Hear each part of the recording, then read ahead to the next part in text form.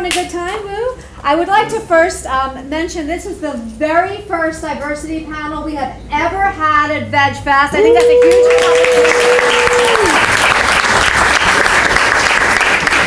And this was coordinated by Alex here, so let's give him a hand.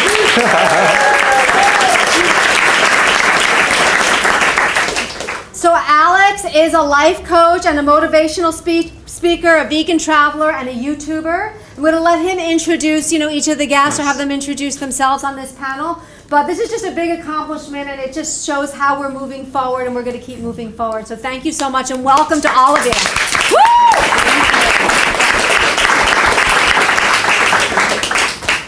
Well, first of all, I just want to say thank you to everyone for being here and supporting diversity in your community. Today's talk is really going to be about talking about our own personal stories as people of color and being able to create exposure for why it's important to create awareness for people of diversity in the vegan community. So I'm going to let each one of our speakers talk about their stories, and we're going to talk about the importance of diversity in the vegan community today. So we're going to start with first Chef Chu. Well, hello, how's everybody?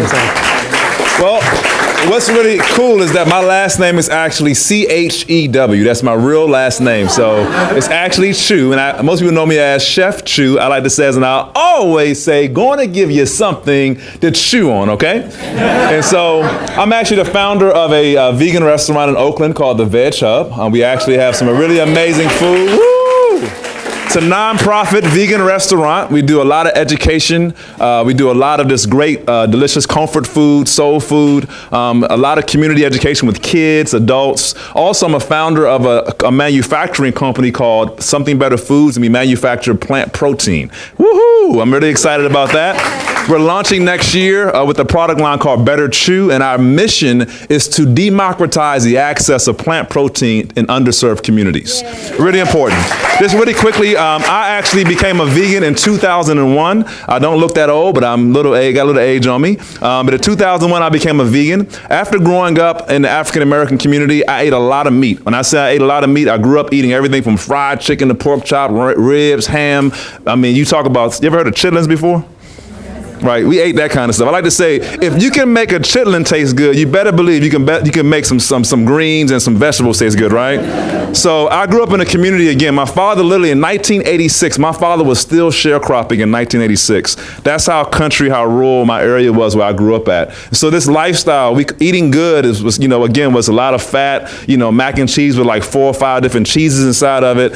Obviously that led to literally a lot of my family members. I remember hearing my aunts, like when they was in their 30s talk about hemorrhoids. Anybody heard of hemorrhoids and stuff like that? They would kind of like almost laugh about that type of stuff, gout and some of those diseases. And quickly, when I became about 17, 18, many of my aunts started having very serious lifestyle diseases. Everything from, heart disease, diabetes, a couple of them went on dialysis, and many of my family members died before the age of 55.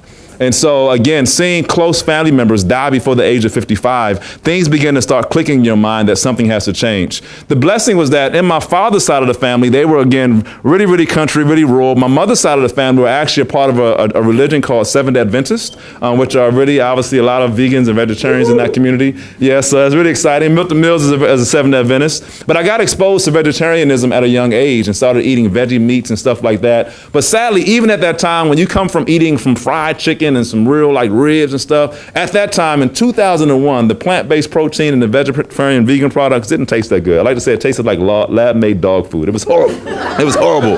I mean, I couldn't do it, right? And so for me, when I became a vegan, you talk about eating, top of ramen noodles, spaghetti, and, this like list goes on and on. Eventually in 2003, I started calling myself a chef. Didn't know what in the world I was doing. Didn't know nothing about vegan cooking, but I started taking cookbooks and literally just training myself on how to like cook healthy and cook plant-based.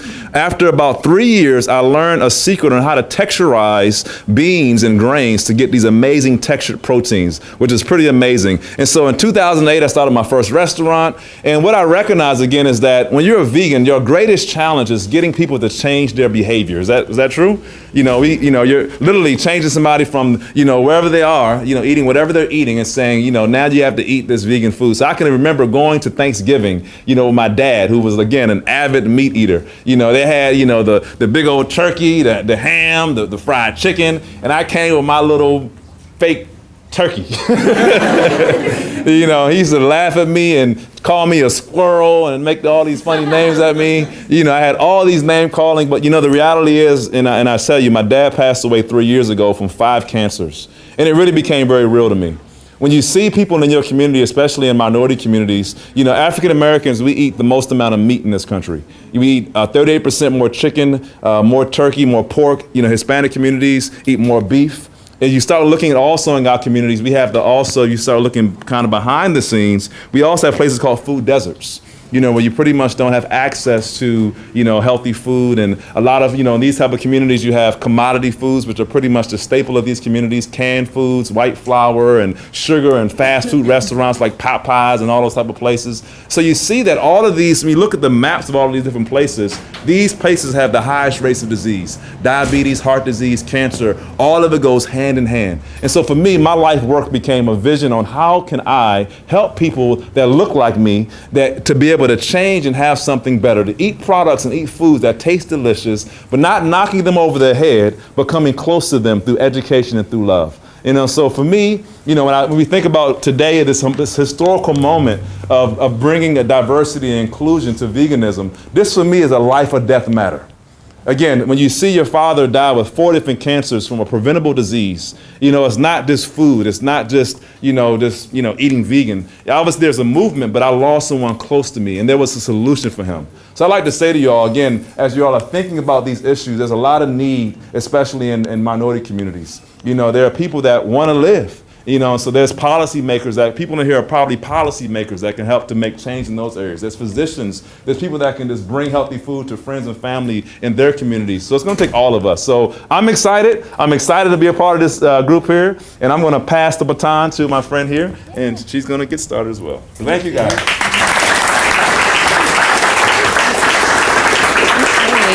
Thank you so much.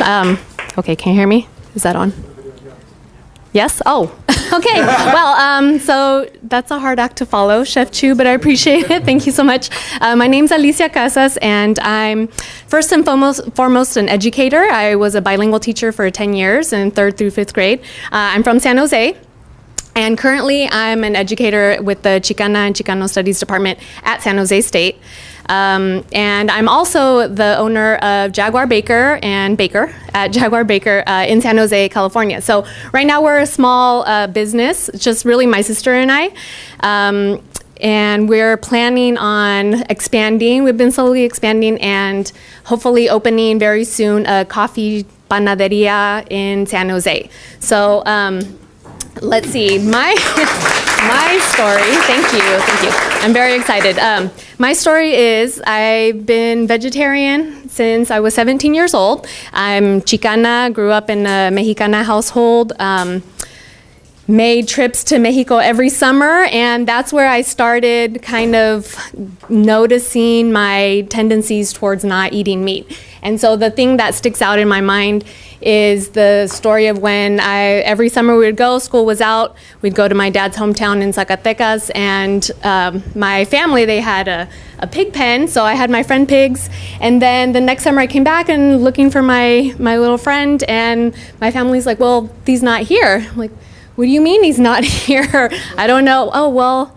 And then they didn't want to say it. They didn't want to say what happened to my pig friend. And so since then, it was pretty traumatic. But I don't know if this is just my own family or the Latino cultures. We survive those traumatic experiences and we just push forward. And so fast forward, I was often a very picky meat eater.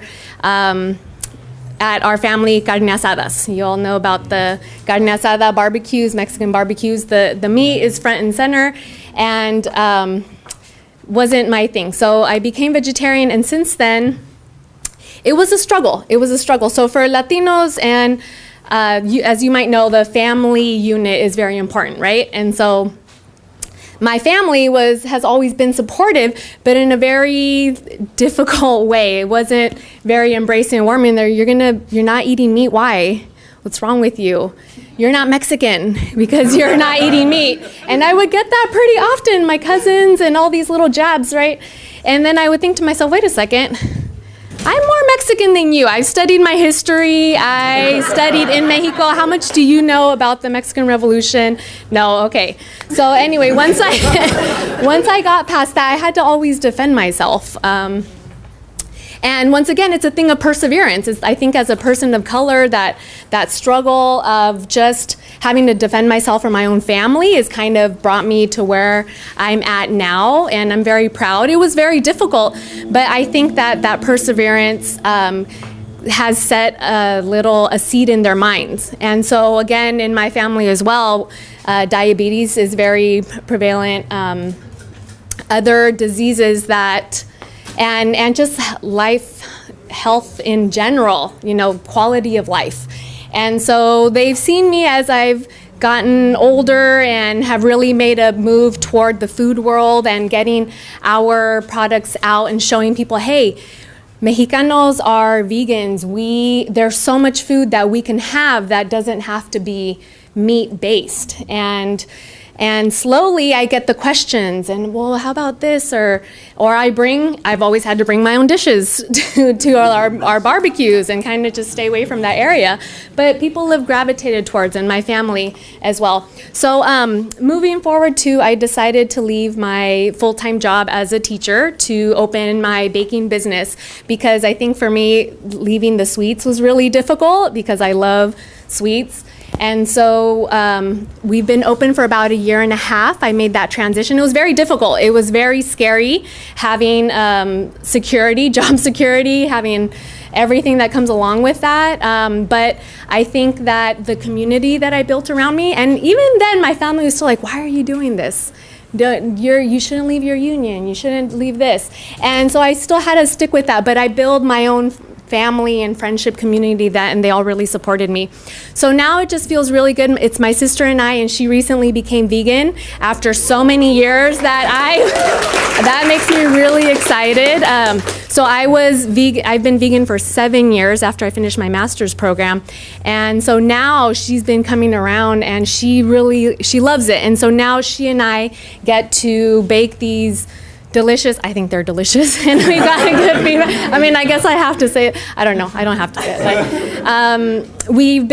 I've been experimenting with making pan dulce and all our Mexican sweets that I haven't eaten for so many years, and it feels really good. And so now we're getting people who are Mexican families saying, oh, I can't have that because I can't have the eggs anymore, or dairy, or I have diabetes, or, I can do this in moderation. And it just feels really good to be there for people. And we built a really solid community in San Jose, and it feels very good to have a community of color and all the other folks who are not Mexicanos who come and like, well, what's that? And what's that? Oh, so that it's very exciting, and I'm very excited to continue in this world and to open up our panaderia so I can have it as a resource to the families that I used to work with in my elementary school classroom. Being a bilingual teacher, all of my kids and the parents were all Mexican, from Guatemala, from Honduras, and just being that resource for them and just being in community is really exciting to me. So thank you so much for listening to my story, and appreciate it.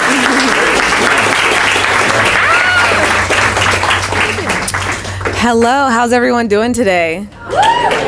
Hi. So my name is Erica. You can find me on Instagram.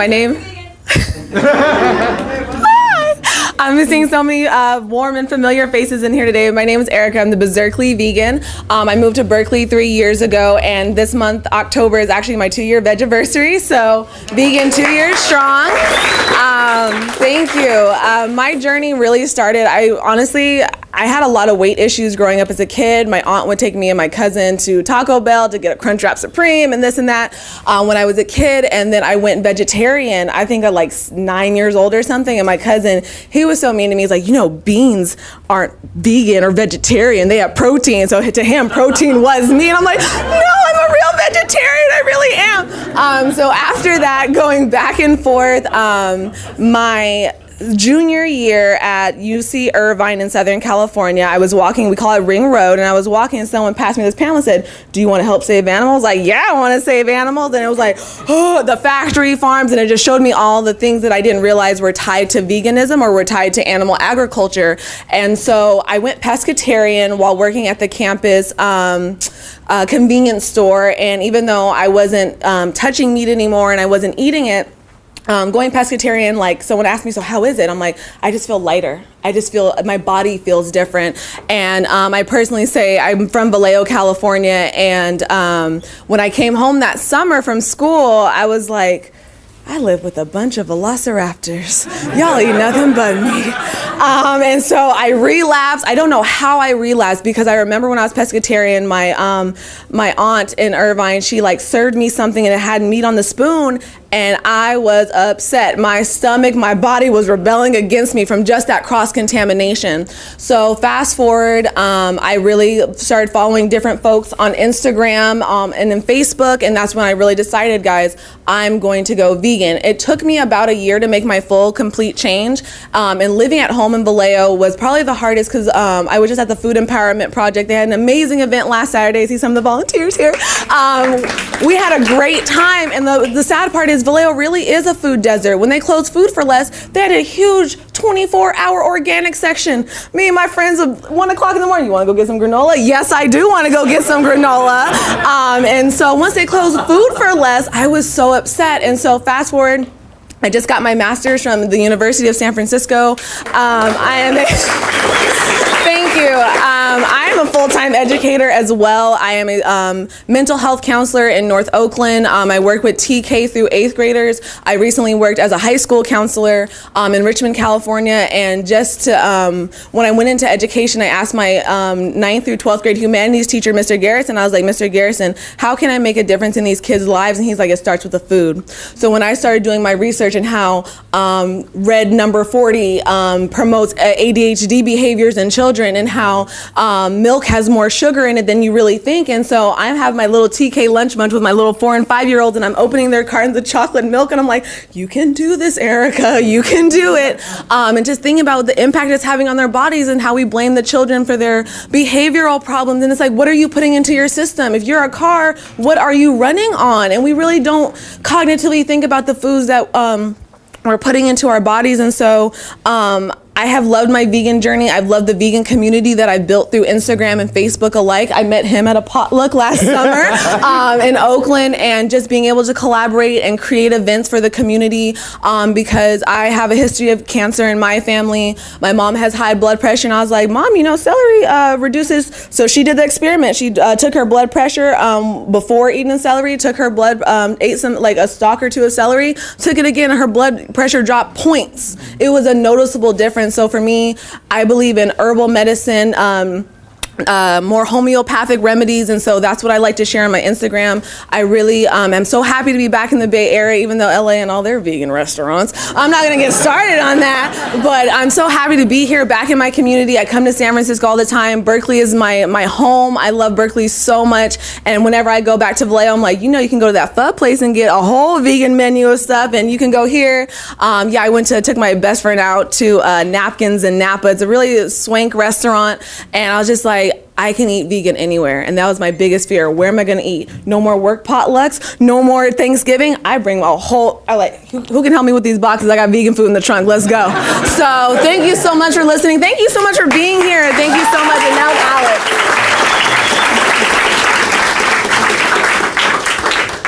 All right, hello everyone. My name is Alex. I'll be representing the queer and Asian community today. So, all right. Thank you. So I'll tell you a little bit about my story. So growing up, I was severely bullied all through middle school and high school, to the point where I actually went back in the closet for many years. When I finally got to college, I decided enough is enough, and I started participating in the Gay-Straight Alliance at my university.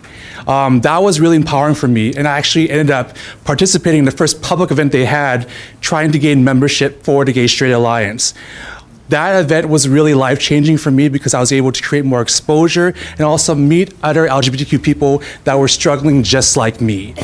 Once I left the event, I had a very traumatic circumstance happen to me. I actually walked outside of school, and as I was walking, I heard someone running behind me, and then I heard them scream the word faggot, and then I found out that I got knocked to the ground because they cracked a bottle on the back of my head.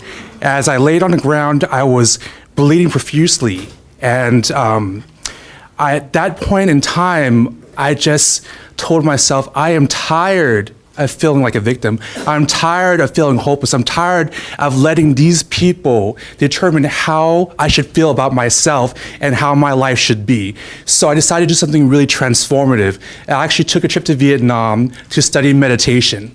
So when I went to Vietnam, I actually participated at this temple and I started meditating, and that was just immensely healing for me. One time, I actually saw the monks eating lunch during one of their sessions, and I asked them, what are you eating? They're like, oh, we're eating vegan plant-based food. And I asked them, like, what's the purpose of eating plant-based at this temple? And they told me one thing. They're like, you came here because you want to either eliminate or reduce pain and suffering in your life. Well, if you want to eliminate and reduce pain and suffering from your life, why are you ingesting it into your diet? So that became just an aha moment for me. And from that point, I decided to go vegan. So I started eating plant-based, and not only did I see the benefits physically, but I saw the benefits emotionally and spiritually as well. I started getting better meditations. I was able to clear my mind. I was able to detoxify a lot of the pain and the suffering I had built up all throughout those years. Because again, that type of language that you get, that negative language, it becomes energy. It becomes poison in your system. So it's really important for me to remove that poison. So when I came back from the States, I really wanted to do more research, and I wanted to continue my journey through veganism. So I started researching. I started researching more videos, more articles about being queer and vegan. And unfortunately, when I was looking on YouTube, the only video I can find was of a heterosexual person talking about the possible journey of what it would be like to be queer and vegan. So I decided, I was like, what's going on here? So I decided, if you can't see it, create it. So I started making my own videos, talking about my journey being queer and vegan. And my first video was only 50 views. And I was really excited. I'm like, I'm famous now. Then my friend came over and he was like, that ain't shit. So I was like, all right, let me keep on going. So I started doing videos on being queer and vegan. I started doing videos on being a person of color and vegan. I started doing cooking videos, and I went from 50 views to 19,100 views.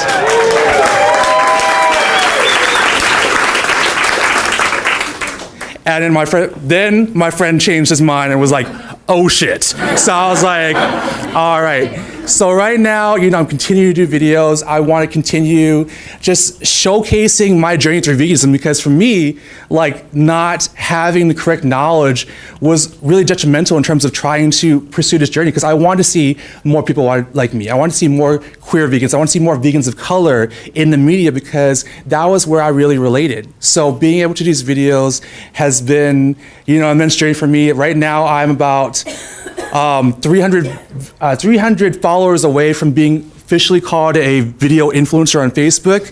So I'm still on a journey. I'm really excited, and that's my story. Thank you so much for hearing me out.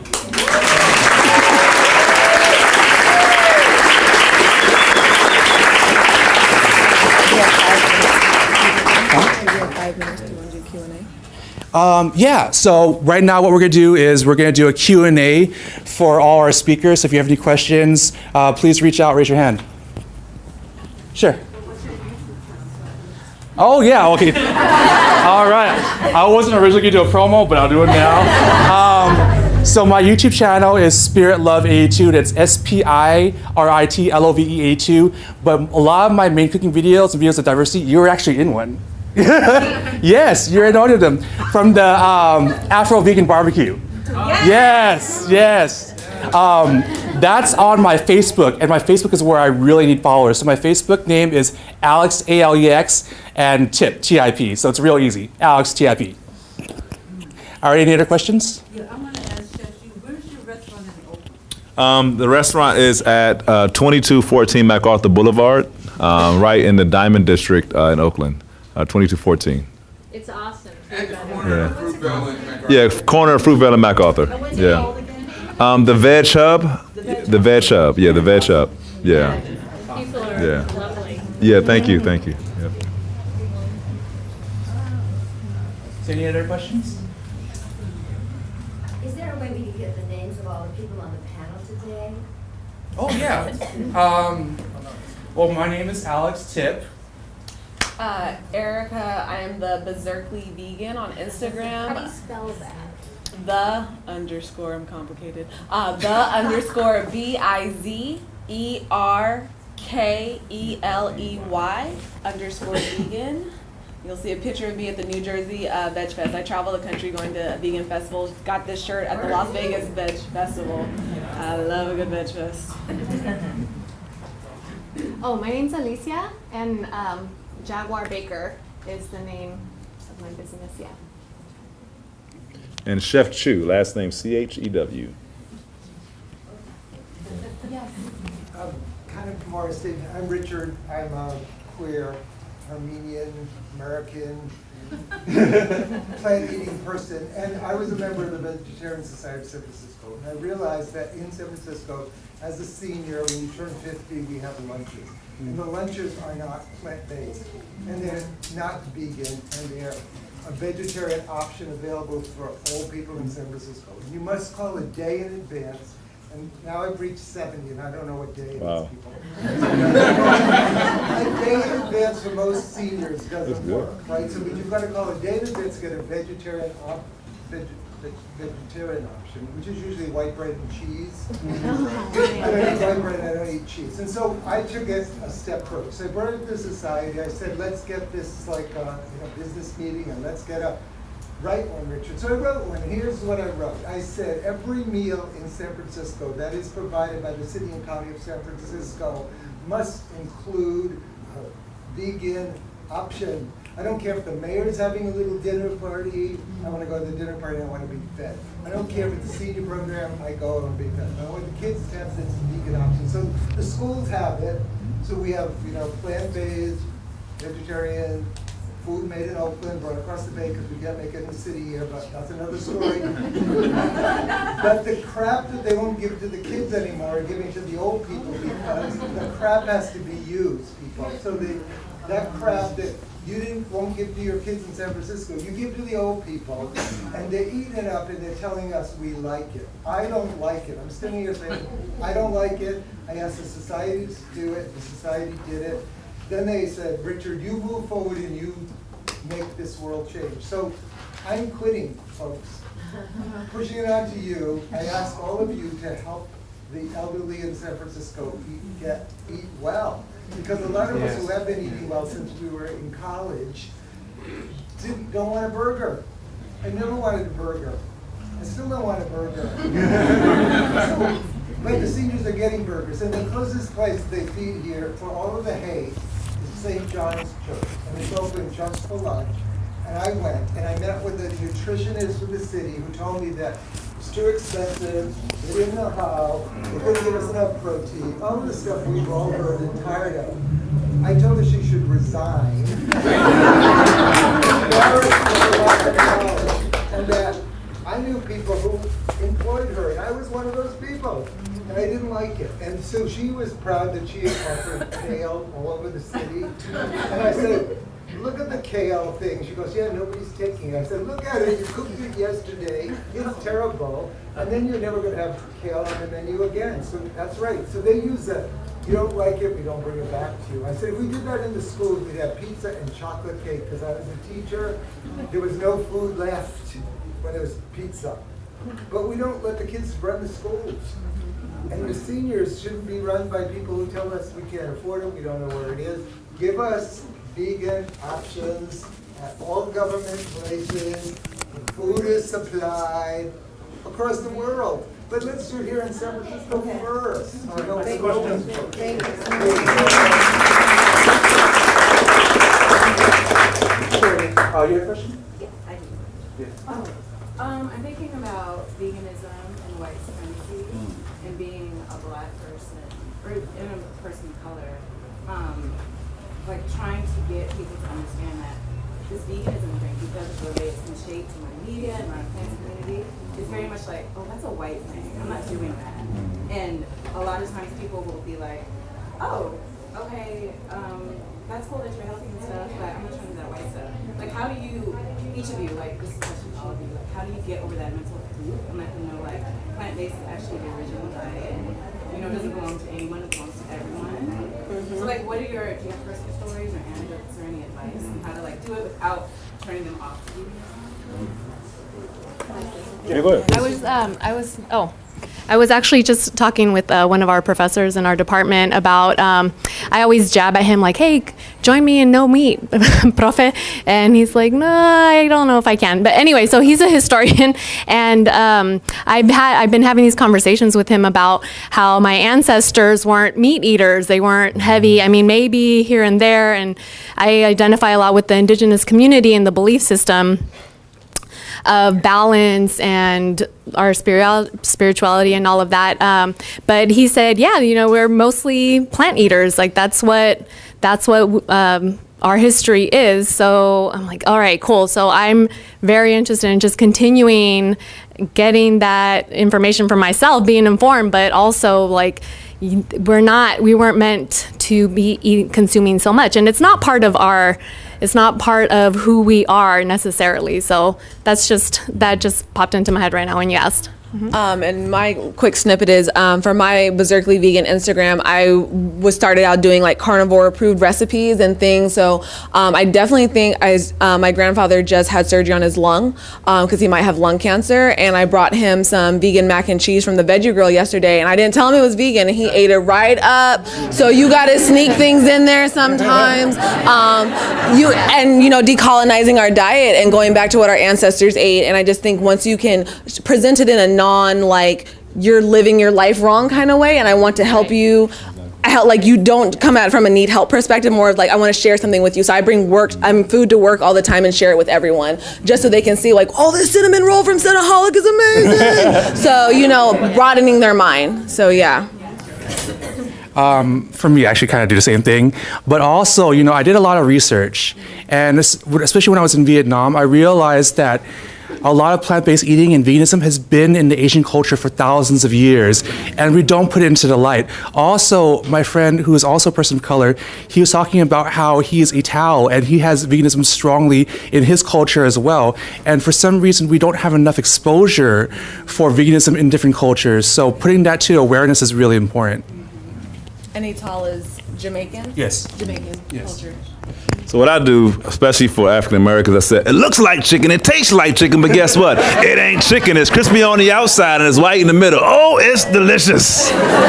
So a lot of it's persuasion, but I will say to your point of supremacy is that, food is actually, when you look at food security, food access, it's a lot of racism in this country. You start looking at redlining that happened, after World War II. A lot of these communities don't have access. They don't have grocery stores and so forth. So I think in my opinion, we need to have a voice. We also need to keep companies accountable. I have a product that we're bringing to market. And when you understand that, when I'm selling in Whole Foods and I'm really not, it's going to be $8 on the shelf, $7, $8 on the shelf. And so that's too expensive. And so we need products that's going to be able to go to communities at $4 to $5 price points. And that's going to take local chefs, people that love cooking, to bring that to farmers markets, bring it in creative ways, changing our distribution system when it comes to healthy foods. So there's a lot of change that has to happen from a policy perspective, educational perspective. There's so many things that needs to be done because it's really systematic racism is at the foundation of why we eat the way that we eat in this country. Dr. Mills? Just want to say real quick and answer your question. For communities of color, our historical diets and traditional diets are plant-based diets. And that's true of West Africans, Asians, Hispanics. And for all humans, we are herbivores. We're not meat eaters. So what I tell black people is we got to get away from the plantation food and get back to our original diet. That's it.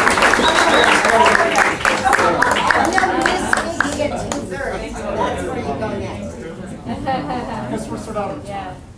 Oh, we're out of time. Thank you so much for coming. Killed it. Awesome, good job. Yeah. Good job. Excellent. Yeah.